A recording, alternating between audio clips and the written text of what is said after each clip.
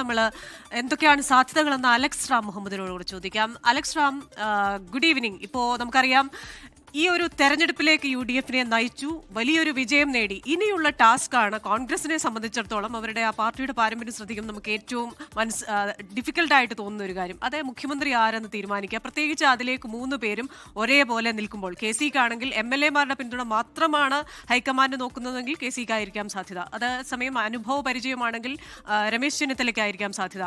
എന്നാൽ team UDF ആയി ഒരു കൃത്യമായ ഒരു പ്രതിപക്ഷ പ്രവർത്തനം നടത്തി എന്ന നിലയിൽ VD സതീശിനെയും പരിഗണിക്കും. അപ്പോൾ എന്തൊക്കെയാണ് സാധ്യതകൾ?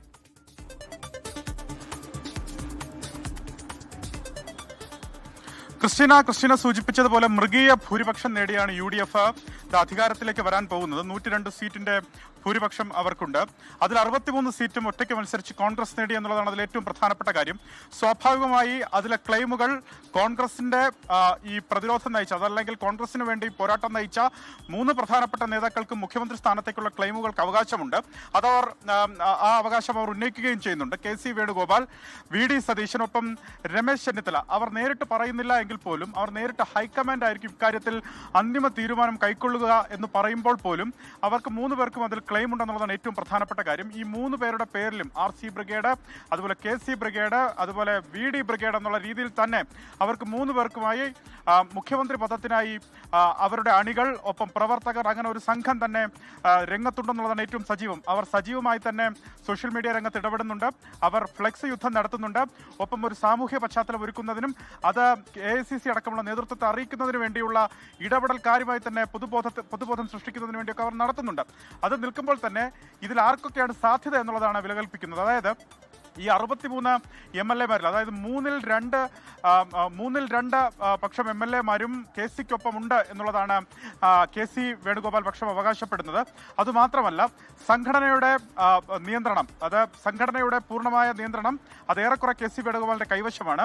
ആ തരത്തിലുള്ള പിന്തുണയാണ് KC-ക്ക് അനുകൂലമാകുമെന്ന് അദ്ദേഹത്തെ അനുകൂലിക്കുന്നവർ വിശ്വസിക്കുന്നത്. VD സതീശനാകട്ടെ ഘടകകക്ഷികളുടെ പിന്തുണ, പ്രത്യേകിച്ച് മുസ്ലിം ലീഗിന്റെയൊക്കെ ധാരാളമായ പിന്തുണ VD സതീശനുണ്ട്. വടക്കൻ കേരളത്തിൽ ഇത്ര മുന്നേറ്റം UDF ഉണ്ടാക്കിയതിന്റെ പ്രധാനപ്പെട്ട കാരണം മുസ്ലിം ലീഗാണ്.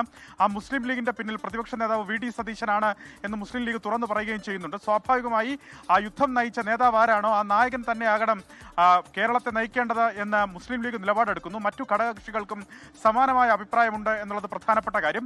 രമേശ് ചെന്നിത്തലയ്ക്കാകട്ടെ മുതിർന്ന നേതാവ് എന്നുള്ള അനുഭവജ്ഞാനമാണ്. അദ്ദേഹത്തിന് സോണിയാഗാന്ധിയുമായി അടുത്ത ബന്ധം, KC വേണുഗോപാലിന് രാഹുൽ ഗാന്ധിയുമായി അടുത്ത ബന്ധമെങ്കിൽ രമേശ് ചെന്നിത്തലയ്ക്ക് സോണിയാഗാന്ധിയുമായും അതുപോലെ ദേശീയ നേതൃത്വത്തിലെ പല പ്രമുഖരുമായി അടുത്ത ബന്ധമുണ്ട്.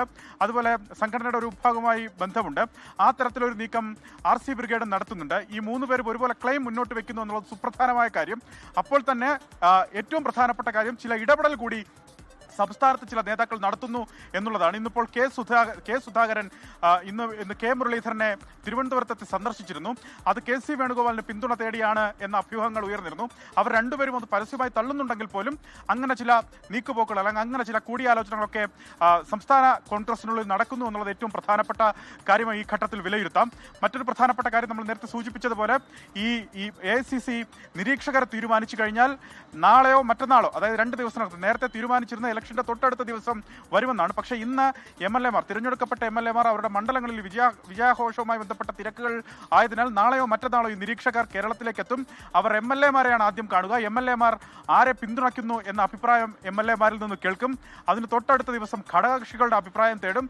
അതിന്റെ അടുത്ത ദിവസം 7-ാം തീയതി മുതിർന്ന നേതാക്കൾ ഡൽഹിയിലേക്ക് പറക്കും. അവിടെ ഹൈക്കമാൻഡുമായി മുതിർന്ന നേതാക്കൾ ഏറ്റവും രസകരവും അല്ലെങ്കിൽ ആകാംക്ഷയും കൗതുകമൊക്കെ ഉണ്ട് ഈ മന്ത്രിമാരായിരിക്കും എന്നറിയാൻ കൂടി.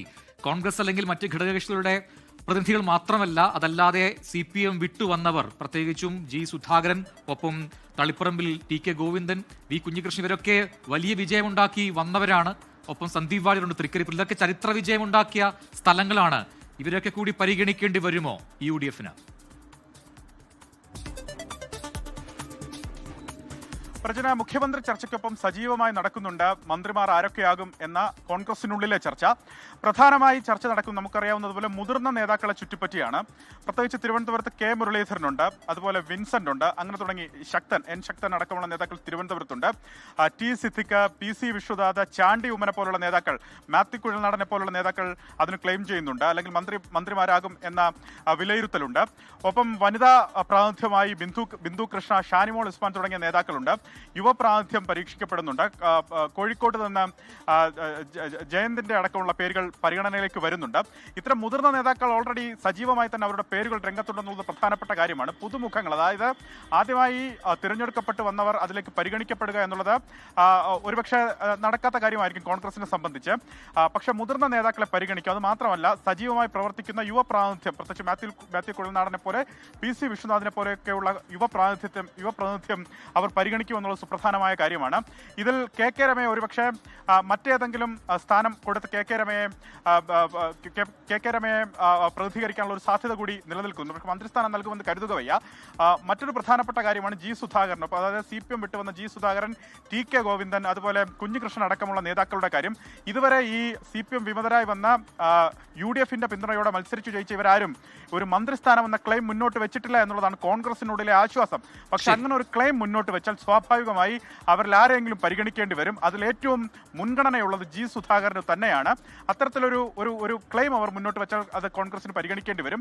മറ്റൊന്ന്, ഘടകകക്ഷികൾക്കുള്ളിൽ സമാനമായി തന്നെ മന്ത്രിമാർ ആരൊക്കെയാകും എന്ന ചർച്ച പുരോഗമിക്കുന്നുണ്ട്. അവരുടെ മന്ത്രിമാരുടെ എണ്ണവും അവർ തീരുമാനിച്ചിട്ടുണ്ടെന്നുള്ളതാണ് പ്രധാനപ്പെട്ട കാര്യം. എന്താണെങ്കിലും ആദ്യം മുഖ്യമന്ത്രിയെ തീരുമാനിക്കട്ടെ, അത് കഴിഞ്ഞ് മന്ത്രിമാരിലേക്ക് എത്താം എന്നാണ് കോൺഗ്രസ് ഇപ്പോൾ ആലോചിക്കുന്നത്. എന്തായാലും കല്ലുകടി ഇല്ലാതെ ഇതൊക്കെ സാധ്യമാകട്ടെ. ഇതിനിടെ ഒരു ഉപമുഖ്യമന്ത്രി ഉണ്ടാകുമോ എന്ന ചോദ്യം ഉണ്ട്. അതിനൊരു സാധ്യത കാണുന്നുണ്ട്. വനിതാ മന്ത്രിമാർ എത്ര പേര് കാണും?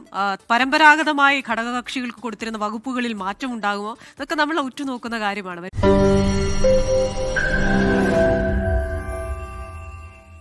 ലോകത്തെവിടെയായാലും ഏത് സമയത്തും 24 വാർത്തകളും ഓഗ്മെന്റഡ് റിയാലിറ്റി പാക്കേജുകളും എക്സ്പ്ലെയിനറുകളും വിശദമായി കാണാൻ ഞങ്ങളുടെ YouTube ചാനൽ നിങ്ങൾക്ക് സബ്സ്ക്രൈബ് ചെയ്യാം.